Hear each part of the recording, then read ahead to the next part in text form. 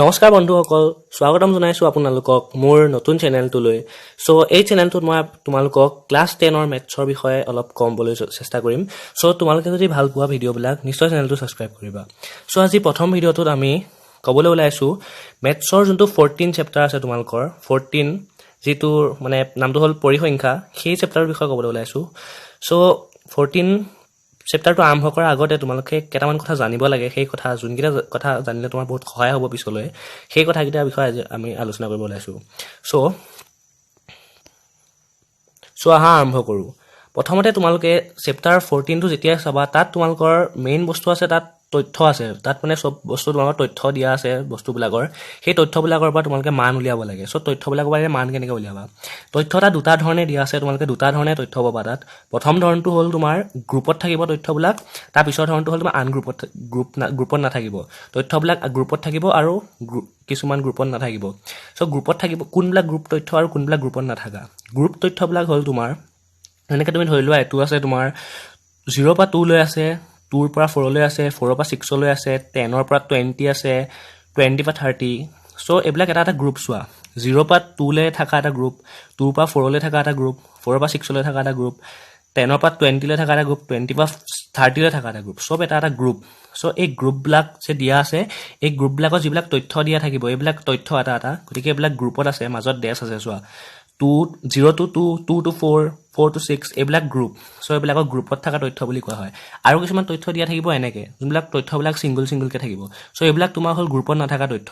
এইবিলাকতো গ্ৰুপত থকা তথ্য, এইবিলাক বুজি পালা। এইবিলাক যোনবিলাক গ্ৰুপত এনেকৈ থাকে, এইবিলাক গ্ৰুপত থকা তথ্য। তাৰপিছত যোনবিলাক এনেকৈ ছিংগলকৈ থাকিব, সেইবিলাক হ'ব গ্ৰুপত আনগ্ৰুপ তথ্য। এইবিলাকক তোমালোকে গ্ৰুপ ডাটা বুলি ক'ব পাৰা, এইবিলাকক আনগ্ৰুপ ডাটা বুলি ক'ব পাৰা। গ্ৰুপৰ কেইটা বুজি পালা। গ্ৰুপ এইটো হ'ল গ্ৰুপত থকা, এইটো হ'ল গ্ৰুপত নাথাকা। তাৰপিছত তোমালোকৰ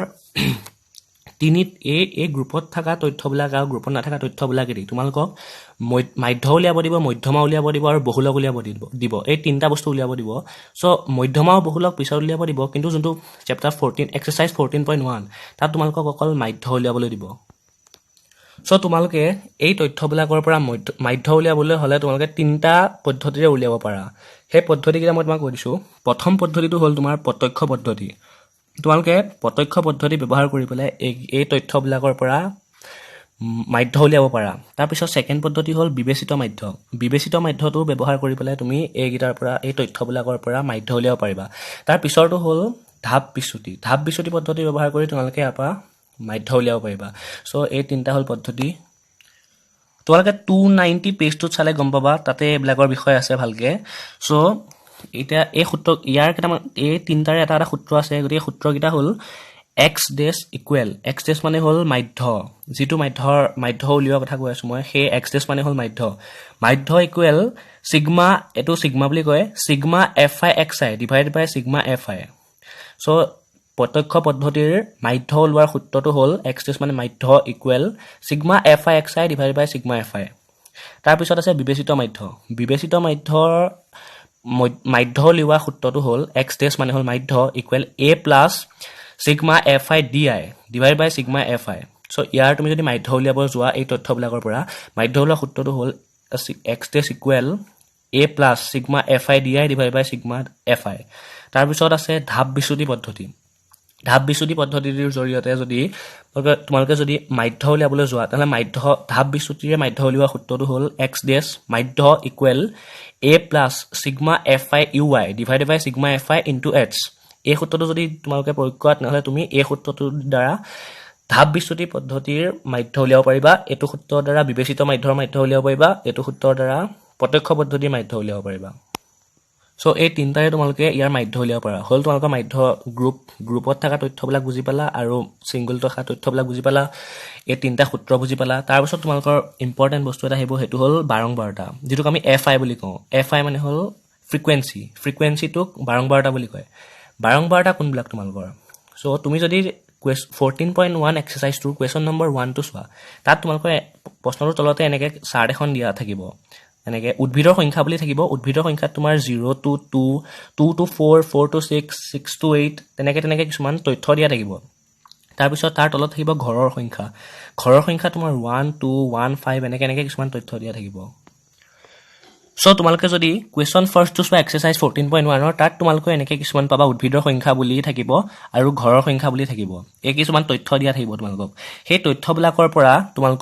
সেই তথ্যবিলাকৰ পৰা তোমালোকক মাধ্য উলিয়াবলৈ দিব সো এইবিলাক যিমানবিলাক তথ্য দিয়া আছে সেইবিলাকেদি তোমালোকে মাধ্য উলিয়াব লাগিব মইতো তোমাক ক'লোৱে মাধ্য উলিওৱাৰ সূত্ৰ এই তিনিটা তোমালোকৰ ইচ্ছা তোমালোকে কোনটো পদ্ধতিত কৰিব বিচাৰিছা প্ৰত্যক্ষ পদ্ধতিত কৰিলে তুমি এইটো সূত্ৰ প্ৰয়োগ কৰিব লাগিব মাধ্য উলিয়াবলৈ বিবেচিত মাধ্যত কৰিলে তোমালোকে মাধ্য উলিয়াবলৈ এইটো সূত্ৰ প্ৰয়োগ কৰিব লাগিব ধাপ বিচ্যুতি কৰিবলৈ হ'লে এইটো প্ৰয়োগ কৰিব লাগিব সো এই গোটেইকেইটাৰ ভিতৰত মানে এইটো অলপ সহজ হয় আৰু মাধ্য উলিয়াবৰ কাৰণে বাকী এনেই প্ৰশ্নত যদি দিয়া নাথাকে কোনটো পদ্ধতি কৰিব লাগে তেনেহ'লে তোমালোকে তোমাৰ যোনটো মন তুমি এই তিনিটাৰ ভিতৰত যিকোনো এটা পদ্ধতি কৰিলেই হ'ল মাধ্যটো তাৰপিছত এতিয়া তোমালোকে বাৰম্বাৰটো গম পালা তোমালোকে গম পাবা কেনেকৈ কোনটো বাৰম্বাৰটা চ' যোনবিলাকত সংখ্যা শব্দটো য'তে থাকে সংখ্যা সেই সংখ্যাটো য'তে থাকে সেইকেইটাই হ'ল তোমাৰ বাৰম্বাৰটা তো তোমালোকে সংখ্যাটো য'তেই দেখিবা সেইটোৱে হ'ল বাৰম্বাৰটা তো তোমালোকে ক'বা এতিয়া ওপৰতো এইটোতো সংখ্যা আছে এইটো বাৰম্বাৰটা কিয় হ'ল এইটো বাৰম্বাৰটো চ' উদ্ভিদৰ সংখ্যা আছে এইটোতো বাৰম্বাৰটা হ'ব লাগিছিল কিন্তু এইটো বাৰম্বাৰটা নহ'ব কাৰণ এইটো বাৰম্বাৰটা এটা কাৰণে নহ'ব কাৰণ চোৱা ইয়াত 0 to 2 2 to 4 4 to 6 এইবিলাক তথ্যহে দিয়া আছে এইবিলাক গ্ৰুপত থকা মই তোমাক আগতে কৈছিলোঁ এইবিলাক